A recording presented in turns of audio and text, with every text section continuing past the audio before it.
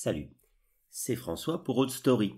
Aujourd'hui, on se retrouve pour parler de Jeremy Clarkson, le Jeremy Clarkson de Top Gear, de Grand Tour. Et oui, on vous parle de Jeremy Clarkson Farm, où Jeremy Clarkson devient fermier. Amazon Prime revient avec les nouvelles aventures de Jeremy Clarkson. Cette fois-ci, on le retrouve seul et sans ses acolytes au cœur de l'Angleterre. Sans doute avec les sous gagnés sur Amazon pour le tournage des Grands Tours, Jérémy s'est acheté une ferme de 400 hectares au cœur de l'Angleterre. Oui, vous avez bien lu, 400 hectares.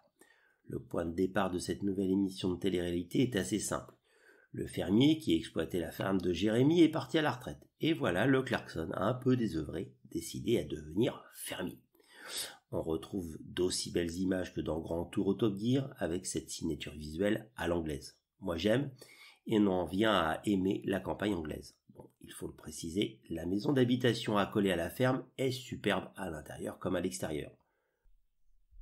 Ce côté très déco n'est sans doute pas étranger à Lisa Hogan.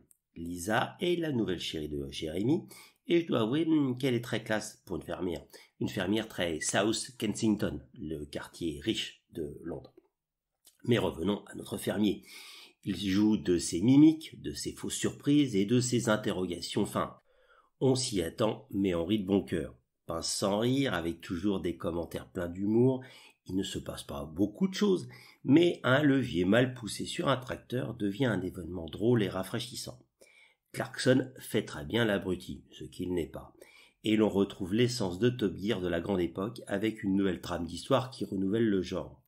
Par exemple, le résumé de l'épisode 1 est le reflet de la suite de l'ensemble de la série, l'achat d'un tracteur. Et bien sûr, cela ne sera pas un petit Massey Ferguson restauré, qu'il offrira après dans la série à sa femme, mais un énorme et moderne Lamborghini R8 qui ne rentre même pas dans la grange. Tout est à l'avenant.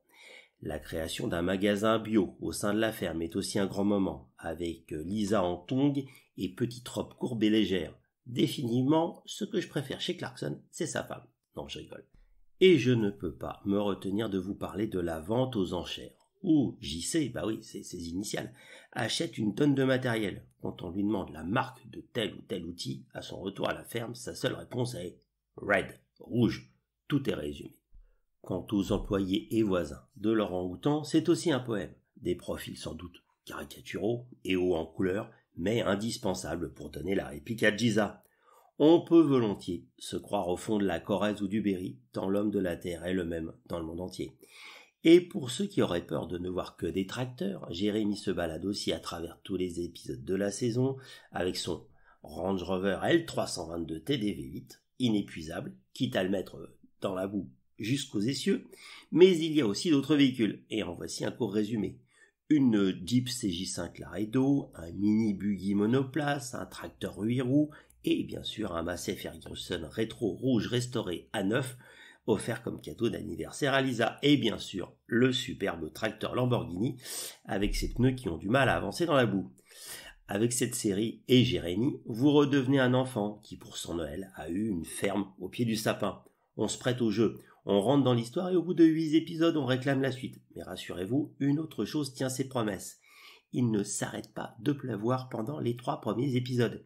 Et quand le beau temps revient, et qu'il devient donc plus clément, c'est le Covid qui arrive. Sacré scénariste, ce Jérémy.